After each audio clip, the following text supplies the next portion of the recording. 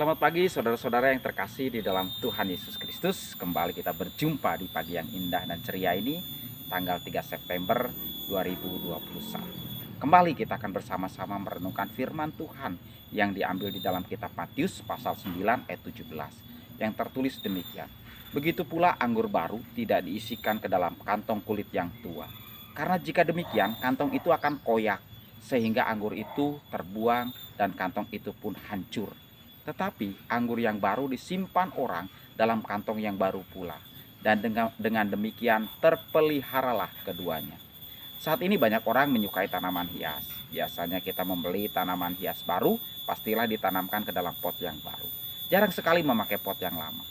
Apalagi jika tanaman hias itu cukup mahal harganya. Selain itu juga tanaman hias itu ditempatkan di bagian yang baik dan aman. Lalu perlu proses perawatan yang tepat dan tekun dalam mengurusi tanaman hias yang baru dipindahkan agar tidak sakit, mengering, atau bahkan mungkin pula akhirnya dapat mati bila tidak terawat. Demikian pula dalam bagian firman Tuhan pagi ini, di mana dituliskan di dalam bagian ini murid-murid Yohanes komplain terhadap Tuhan Yesus Kristus tentang murid-murid Tuhan Yesus yang kelihatannya tidak berpuasa. Tuhan Yesus dengan bijaksana memberi jawab kepada pertanyaan mereka. Yang pertama, segala sesuatu ada waktunya. Ada waktu untuk bersuka cita, ada waktu untuk berpuasa. Dan yang kedua, perbuatan benar tidak untuk dipamerkan. Tuhan Yesus mengajarkan kepada murid-muridnya, apabila berpuasa haruslah terlihat tidak seperti berpuasa. Dan yang ketiga, bahwa pertumbuhan rohani haruslah bertahap sesuai dengan pribadi masing-masing dari kita seturut dengan kehendak Tuhan. Karena bila murid-murid Tuhan Yesus langsung dipaksakan melakukan perubahan untuk menuju tingkat rohani yang semakin tinggi, mungkin mereka tidak dapat bertumbuh dengan baik. Bahkan mungkin dapat gagal dalam mengikuti Tuhan. Karena mereka berasal dari orang-orang yang tidak mengenal kebenaran pada mulanya. Maka kasih Tuhan Yesuslah yang menuntun mereka dengan kelemah lembutan. Seperti menambal baju tua dengan kain yang belum susut, akan membuat baju tua itu terkoyak. Dan anggur baru hendaknya diisikan ke dalam kantong baru.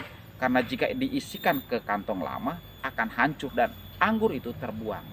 Maka makna perenungan firman Tuhan pagi hari ini adalah bahwa waktu Tuhan dalam pribadi diri kita masing-masing tidaklah sama.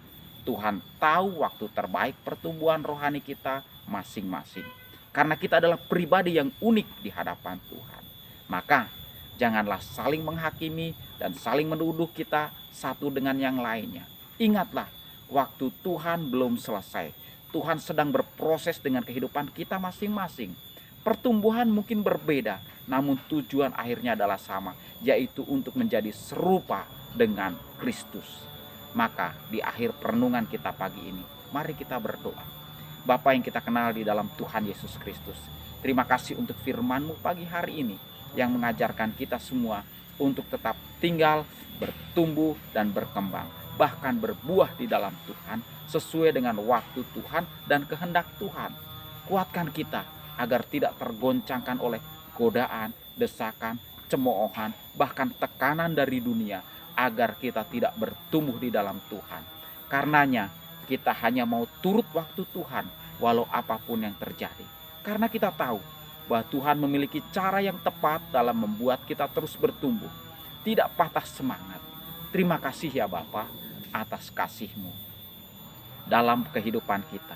Maka ajarlah agar kita juga senantiasa mewartakan keselamatan dan pengampunan dosa yang telah kita terima dari Engkau ya Tuhan Yesus. Dan biarlah penyertaan, tuntunan, bimbingan, pemeliharaan, serta penjagaan Tuhan senantiasa hadir bagi kita umat-Nya. Maka ajarlah kita untuk percaya sepenuhnya pada Engkau ya Tuhan Yesus Kristus.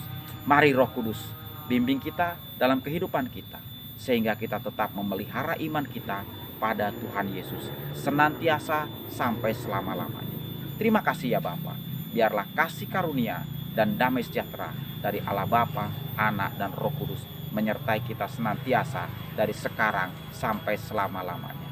Dalam nama Tuhan Yesus Kristus kita berdoa dan ucap syukur. Amin.